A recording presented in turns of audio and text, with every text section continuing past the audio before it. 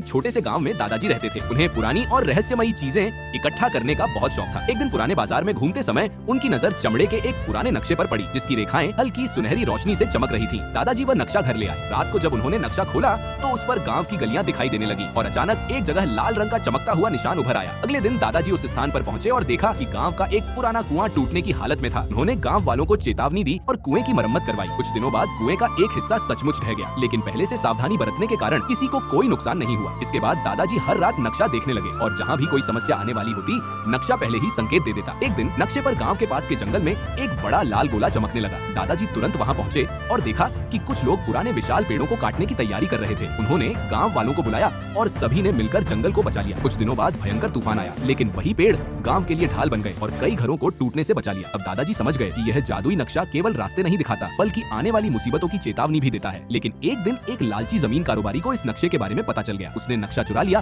और खजाने की तलाश में निकल पड़ा। जैसे ही उसने नक्शे का इस्तेमाल अपने स्वार्थ के लिए करना चाहा, उसकी सारी सुनहरी रेखाएं गायब हो गईं और उस पर एक संदेश उभर आया। यह नक्शा केवल मदद का रास्ता दिखाता है, लालच का नहीं। यह देखकर कारोबारी डर गया। तभी नक्शा तेज सुनहरी रोशनी से चमकने लगा, हवा में उठा और खिड़की से बाहर निकलकर आसमान में गायब हो गया। अगली सुबह वही नक्शा दादाजी के दरवाजे पर वापस रखा मिला। उस दिन के बाद दादाजी और जादुई नक्शा मिलकर गांव की रक्षा करते रहे और गांव वालों का विश्वास और भी मजबूत हो गया। लेकिन दोस्तों, दादाजी आज भी थोड़ा उदास हैं, क्योंकि आपने अभी तक वीडियो को लाइक नहीं किया और चैनल को सब्सक्राइब भी नहीं किया। इसलिए जल्दी से लाइक करें, सब्सक्राइब करें और ऐसी ही जादुई कहानियों के लिए हमारे साथ जुड़े रहें।